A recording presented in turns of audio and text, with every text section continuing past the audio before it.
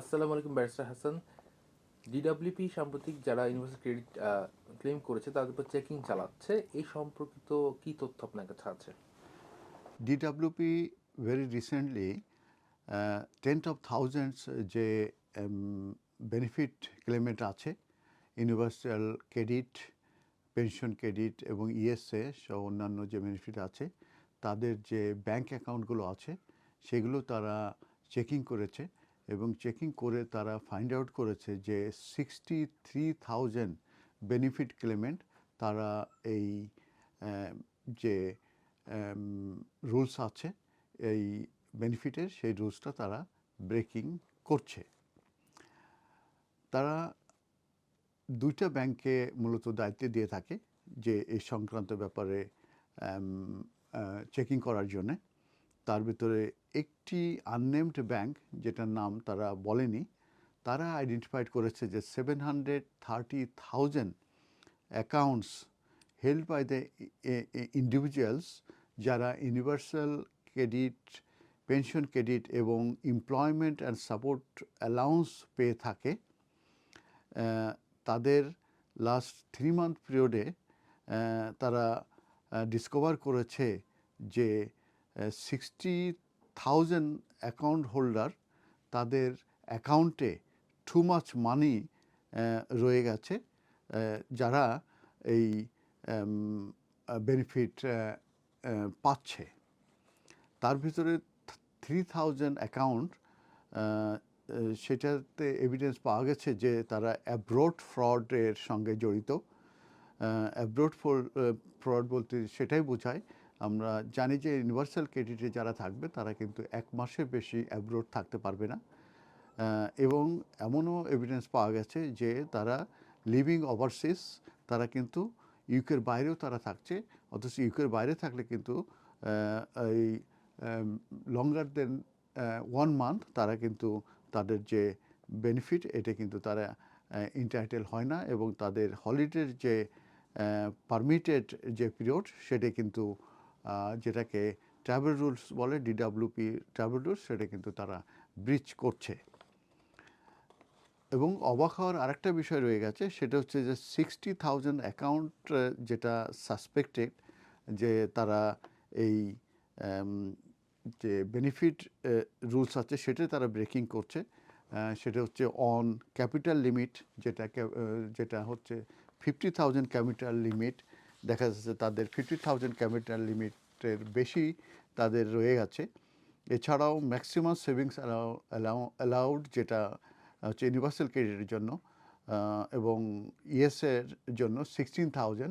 That means কেউ যদি universal credit এবং ইএসএ যদি কেউ ক্লেম করে, তাদের 60,000 উপরে যদি তাদের সেভিংস থেকে থাকে, তাহলে কিন্তু তারা ইন্টাইটেল না।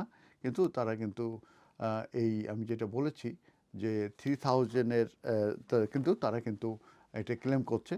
এবং পেনশন ক্রেডিটের ব্যাপারে যেটা বলেছে সেটা হচ্ছে যে supplement for pensioners on a low income, এবং সেটা হচ্ছে 10,000।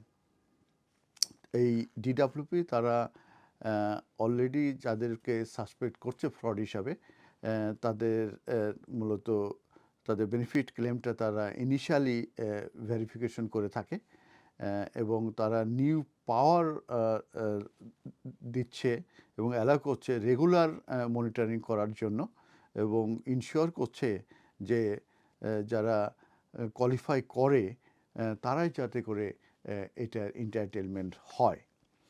তো যেটা আমি রেস্ট্রিকশন অন অন অ্যাব্রোড যেটা বলেছি, 1 মাস হচ্ছে ইউনিভার্সাল ক্রেডিট হোল্ডার, তার 1 মাসের বেশি গেলে কিন্তু তারা বেনিফিট তাদের বন্ধ হওয়ার কথা, কিন্তু তারা না বলে যাচ্ছে।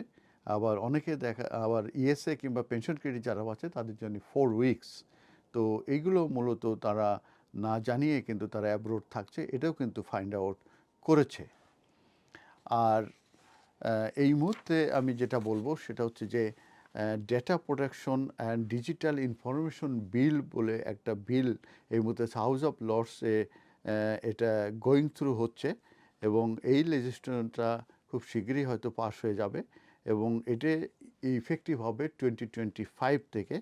এবং এটা যখন ইফেক্টিভ হয় 2025-এ with a limited number of banks and building society, that means ডিডাব্লিউপির সঙ্গে মূলত এই ব্যাংক এবং বিল্ডিং সোসাইটিগুলো তারা ডেটা শেয়ারিং করতে পারবে। আর ডিডাব্লিউপি এস্টাবলিশ করতে চাচ্ছে যাতে এই এই ডেটা শেয়ারিংটা এগ্রিমেন্টটা ব্যাংকের সঙ্গে, এবং সেটা ফুল ফেজড রোল আউট হবে সেটা হচ্ছে 2027 এবং 2028 থেকে, এবং 2030 এবং 2031 থেকে।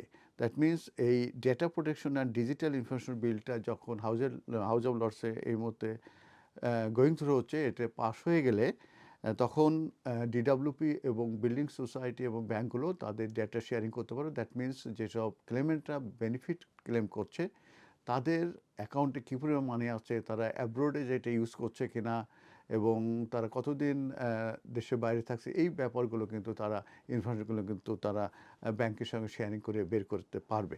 এবং এইটা বের করার পরে যদি তারা ফাইন্ড আউট করে যে কেউ ব্রিচ করছে, সেক্ষেত্রে তাদের বিরুদ্ধে যে অ্যাকশনগুলো হতে পারে, প্রথমে তারা ডিডাব্লিউপি কমপ্লায়েন্স ইন্টারভিউর জন্য তাদেরকে ডাকতে পারে।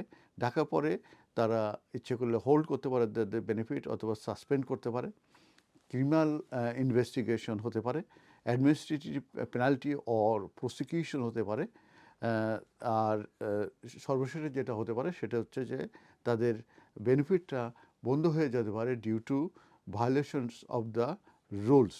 তো এই কারণে আমি আমাদের কমিউনিটিতে যারা ইউনিভার্সাল ক্রেডিট, ইএসএ কিংবা পেনশন ক্রেডিট পেয়ে থাকে তাদের প্রতি আমি অনুরোধ করব, আপনারা অনেস্ট হওয়ার চেষ্টা করবেন ডিডাব্লিউপির সঙ্গে।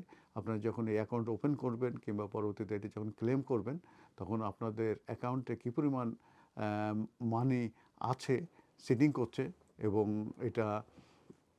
এটা ব্রিচ করে কি না সেটা দেখে খেয়াল রাখবেন। আমি যেটা বলেছি, ইউনিভার্সাল ক্রেডিট ক্ষেত্রে 16,000-এর উপরে যদি আপনার ব্যাংকে ব্যালেন্স থাকে তাহলে কিন্তু আপনি ইন্টাইটেল না। আর 6 থেকে 16,000 ভিতরে হলেও আপনি ইন্টাইটেল হবেন, আর 6 নিচে হলে তো আপনি ইন্টাইটেল হচ্ছেনই। তো 6,000 থেকে 16,000 পর্যন্ত এর রেশিও অনুযায়ী কিন্তু আপনার ইন্টাইটেলমেন্ট কুড়ে হয়ে যাবে, কিন্তু আপনি কিন্তু ব্রিচে পড়বেন না। আর আমি যেটা বলেছি যে এটা কিন্তু ক্রিমিনাল ইনভেস্টিগেশন হতে পারে, ইন্টারভিউ হতে পারে, এবং যদি আপনি সত্যিই ব্রিচ করে থাকেন তাহলে কিন্তু আপনার বেনিফিটটা বন্ধ হয়ে যেতে পারে। তাই আমি বলবো যে আপনারা আপনাদের যে সেভিংস কিংবা ব্যালেন্স কিংবা এগুলো যা আছে সেগুলো আপনারা সবসময়, এবং হলিডেতে যাবেন সেটা যদি 1 মাসের বেশি হয়, সব বিষয়গুলো আপনারা ডিডাব্লিউপির সঙ্গে শেয়ার করবেন। তাহলে এই ধরনের আননেসেসারি বিপদ থেকে আপনারা মুক্ত থাকতে পারেন। ধন্যবাদ।